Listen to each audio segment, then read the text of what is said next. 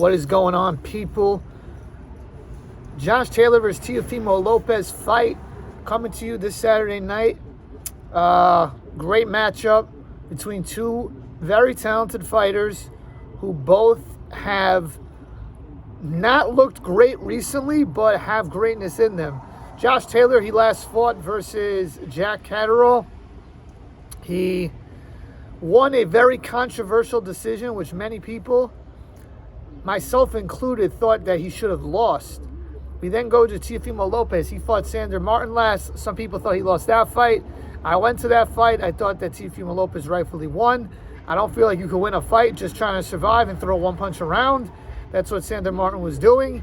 He did drop Teofimo Lopez once. Some people thought that the second time that he had got away with a slip, Teofimo, that it should have been ruled a knockdown, but it was not called a knockdown. Teofimo Lopez fought Campa before that and Kambosos the fight before that, where he had lost. He has not looked good in his last few fights, so this makes this matchup intriguing. Now, the interesting thing about this matchup is it's going to be at 140, and originally, when this fight was being discussed, and I'm talking after Teofimo Lopez had beaten George Kambosos. I'm sorry, when Teofimo Lopez had beaten Vasily Lomachenko. So this is back in 2020, I believe, or 21, whenever that was. 21, I think it was. I don't even remember when it was. Maybe it was 2020. I'm like, okay, I think Teofimo at 140, he'll beat Josh Taylor. I thought that. However, Teofimo Lopez has not looked his best in recent fights. So that made me think, you know what, I got to think about it. So this is actually very interesting because usually when I do these fight videos, I know exactly where I'm going to go before it starts, and I know where my pick is. With this fight, I really had to go back and forth with my pick. It was that kind of fight, and that's what makes it such an intriguing matchup. And to me, besides for Lomachenko and Haney and Crawford and Spence, this is probably my most anticipated fight this year. And from a pick standpoint, I think it's harder for me to predict this fight, than those fights. I think that Teofimo Lopez is the better talent. He's more athletic, he's faster, he has more power. I think his feet are a little faster too. People are going to say, oh, how could you say that? Josh Taylor was undisputed. I don't care. I'm looking at the talent right now. And really, Teo should have been undisputed anyways. But, at 135. But I look at the talent. Taylor is the better talent. I mean, Teofimo is the better talent. I look at Teofimo Lopez. His best is better than Josh Taylor's best. However, Josh Taylor is more consistent. His technique is better, and I think he's mentally tougher. You see Teofimo Lopez, he's saying all these things during the fight that are just, in the build-up that are just stupid. I want to kill Josh Taylor and just all this crazy stuff. But you got to kind of tune that out because he was doing that with, Lomachenko as well. Josh Taylor's interesting because a lot of people don't like Josh Taylor also because he could be very condescending. But the amazing thing is Teofimo Lopez is so unlikable to most people that people are even pulling for Josh Taylor despite him being very unlikable too. It's really that kind of fight. I think that Josh Taylor has a big edge in defense and in chin and in inside fighting. I think that Teofimo Lopez makes a lot of mistakes that can be countered a lot. I think Teofimo's either on offense or on defense a little too much for my liking, and I think that at 140 he doesn't seem to have that same pop that he did at 135. The strength advantage might not be as much. I do like the fact that Teofimo Lopez has had 3 fights at this weight class, and I think that activity is going to help him. Okay, everyone's thinking, what's the pick? This is what I think.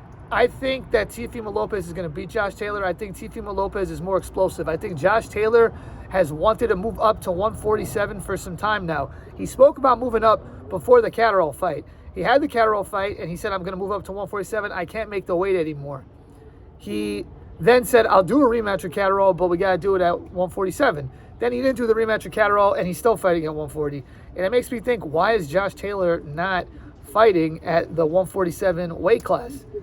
You already became undisputed. You did everything you want to do, and you're not even fighting Catterall. So what is the motive? I think this is the motive. I think Josh Taylor and his team, they're not confident in his ability to win at 147.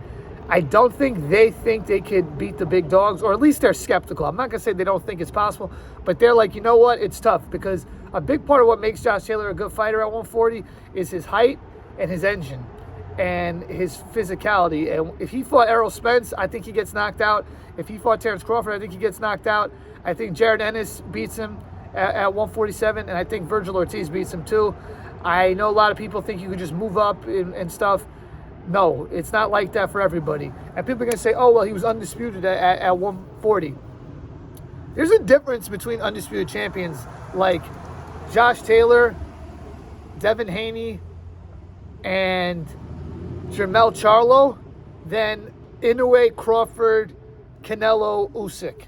Just because you're undisputed, not all undisputed champions are equal. You can be a very good fighter and just collect the belts from lesser fighters and be undisputed. So I don't, as far as the undisputed champions go, in recent years, I think besides for Haney, Josh Taylor's probably the weakest. Maybe Jermell Charlo. I think Charlo has better physical traits, power, speed, explosiveness.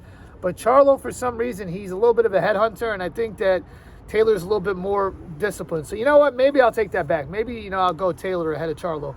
But I look at it like that. He's drained at 140. And that may be a bigger factor. Also, him being out of the ring for 15 months, I think that's a bigger factor than people are letting on. I think that Josh Taylor is more consistent, but I'm picking Teofimo Lopez to win. I think he matches up well. I think Taylor can get hit if he's coming straight forward. Everyone talks about the height and reach. He's only got 1.5 inches reach on Teofimo Lopez. I think Teofimo Lopez fighting a southpaw and Sandor Martin prepared him for this fight. I think this is a great fight. Could definitely go either way.